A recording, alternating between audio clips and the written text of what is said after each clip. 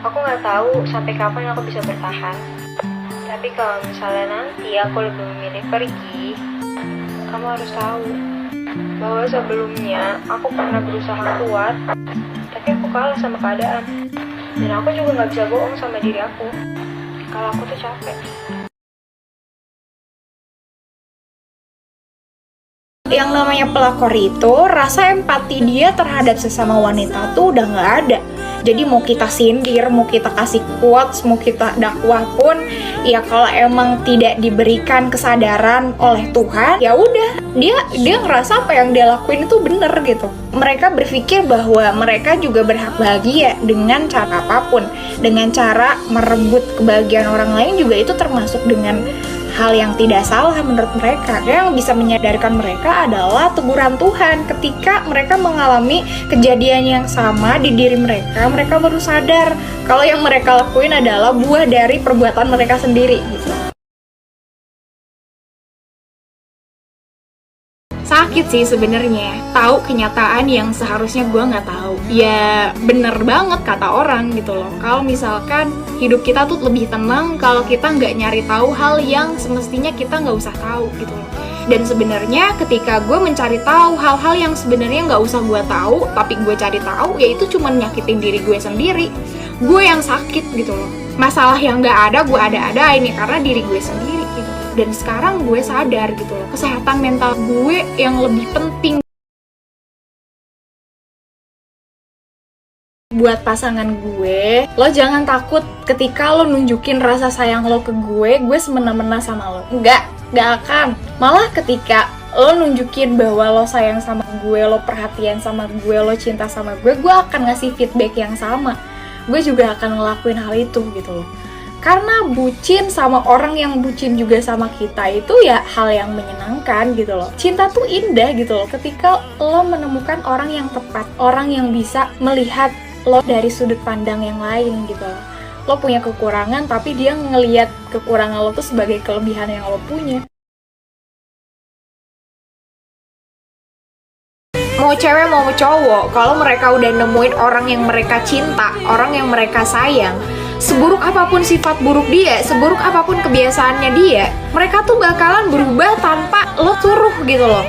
Jadi sebenarnya tuh karakter buruk itu bukan alasan untuk lo nggak bisa berubah. Perubahan terbesar itu bisa dilakukan ya karena niat dan usaha dari diri lo sendiri. Kalau emang lo beneran sayang sama pasangan lo pasti berjuang buat dia. Termasuk untuk merubah kebiasaan buruk lo supaya pasangan lo nyaman, itu pasti lo lakuin. Percaya nggak percaya, orang yang kemarin pernah bareng, orang yang kemarin ninggalin kamu, nyakitin kamu, ngebodo amatin kamu, sekarang lagi merasa kehilangan. Dia lagi merasa hidupnya ada yang kurang. Iya, benar. Dia sekarang merindukanmu.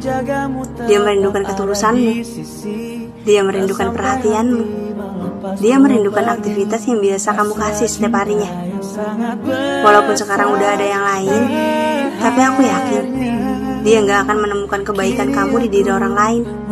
Sekarang dia sedang menyesal, tapi dia gak bisa melakukan apa-apa kecuali penyesalannya. Bosen gak sih dengar kalimat kayak coba deh kalau kurus, pasti cantik. Coba deh kalau putih, pasti cantik. Coba deh kalau ngejerawatan, pasti cantik. Coba deh, coba deh, coba deh, coba deh, coba deh buat gak ngomentarin fisik orang lain. Kamu cantik dengan kulit putihmu, kamu juga cantik dengan kulit gelapmu, kamu cantik dengan proporsi badanmu. Pokoknya, kamu cantik dengan segala yang ada di dalam dirimu. Jangan merendahkan dirimu. Ketahuilah, kamu semua adalah perempuan hebat dan amat berharga. Sayangilah dirimu dan identitasmu sebagai perempuan dengan cara membuktikan bahwa standar kecantikan tidaklah benar.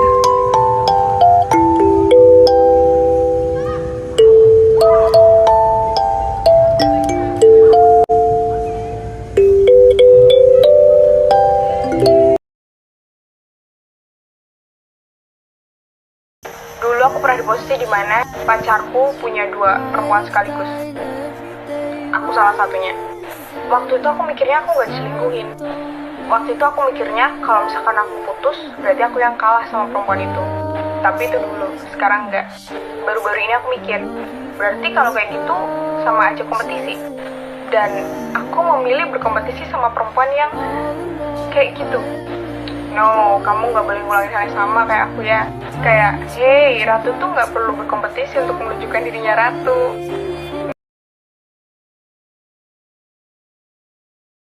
Jadi gini ya cewek-cewek, kalau misalkan cowok udah kelewat sayang dan cinta banget sama satu cewek, kamu mau pergi kemanapun, kamu akan dikejar sama dia, kamu akan tetap dipertahankan, kamu tetap diperjuangkan, karena cowok itu pada dasarnya suka banget tantangan, meskipun keadaan hubungannya itu nggak bikin si cowok ini nyaman, tapi kalau dia udah cinta dan sayang sama cewek, mereka akan mati-matian mempertahankan suatu hubungan yang mereka nggak nyaman, asalkan merekanya sayang, merekanya cinta. Kalau misalkan ada cowok yang kita udah mati-matian memohon dia untuk nggak pergi tapi tetap pergi, berarti itu emang udah nggak cinta sama kalian. Cowok walaupun dibikin nyaman senyaman mungkin, kalau mereka udah nggak cinta sama satu cowok, dia akan tetap pergi gitu loh.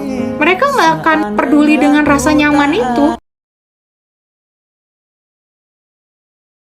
Orang yang keren itu adalah orang yang bisa setia sama pasangannya, orang yang bisa menjaga sebuah komitmen, itulah orang yang keren. Karena nggak semua orang bisa menjaga sebuah komitmen, hanya orang hebat dan orang yang berkualitas yang bisa menjaga sebuah komitmen. Di saat ada orang yang lebih baik ngedeketin, tapi dia tetap stay sama pasangannya. Semua orang bisa selingkuh, tapi nggak semua orang bisa setia. Dan itulah yang membedakan orang yang berkualitas dengan orang yang kurang berkualitas. Kerasa kan pas udah nggak ada dicari-cari gitu loh, pas masih ada disia-siain karena ngerasa pasangan itu masih ada. Kita tuh nggak pernah bisa notice kalau pasangan kita tuh ternyata berharga buat kita, tapi kalau udah nggak ada baru kerasa betapa berharganya pasangan kita. Nyesel itu belakangan, jadi jangan sampai nyesel dulu baru ngerasa kehilangan. Kalau misalkan kalian punya pasangan yang bener-bener baik, tolong dijaga ya, karena terkadang kesempatan itu nggak datang 2 kali. Selingkuh itu bukan penyakit. Kalau misalkan selingkuh itu penyakit, itu ada obatnya dan ketika diobati sembuh gitu. Tapi selingkuh itu adalah habit, yang mana yang bisa merubah adalah dirinya sendiri. Jadi kalau misalkan dari awal kita udah tahu pasangan kita udah hianatin kita, pasangan kita selingkuh, udah stop aja. Lo lebih baik patah hati dari sekarang daripada lo patah hati setelah menikah. Kenapa? Orang yang udah selingkuh, kenapa selalu selingkuh lagi? Ya karena dia tahu kalau pasangannya dia maafin. Gimana ya, kadang sama kamu tuh aku bingung. Kadang aku ngerasa bahagia yang luar biasa, kadang aku ngerasain sakit yang bukan main-main. Saat sama kamu aku bisa ketawa sekeras mungkin, seakan-akan aku orang paling bahagia di dunia. Tapi di satu sisi aku juga bisa nangis sejadi-jadinya. Sampai detik ini aku masih belum paham dan belum ngerti sebenarnya kamu ini apa sih? Apakah kamu penenang atau penyakit buat aku? Tapi kalau aku gak sama kamu, aku ngerasain sakit yang jauh lebih sakit. Seakan-akan aku tuh gak bisa tanpa kamu. Mungkin lebih tepatnya kamu itu luka sekaligus obat buat aku. Entah bagaimana nanti akhirnya, tapi emang itu yang aku rasain sekarang. Hilangnya harga diri seorang laki-laki itu ketika dia minta-minta sama cewek, minta uang, minta dibeliin ini itu gitu loh, tanpa ada usaha dari dirinya sendiri untuk ngasih feedback yang sama.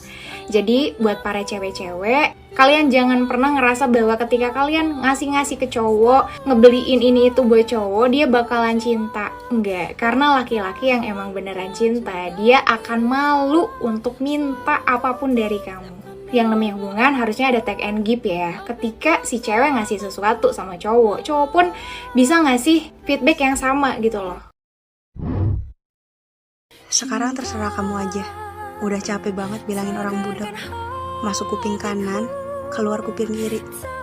Sekarang kamu bebas deh, mau ngapain aja. Itu hak kamu. Yang ngejalanin kan kamu. Kamu udah gede, jadi pasti tahu mana yang benar dan mana yang salah.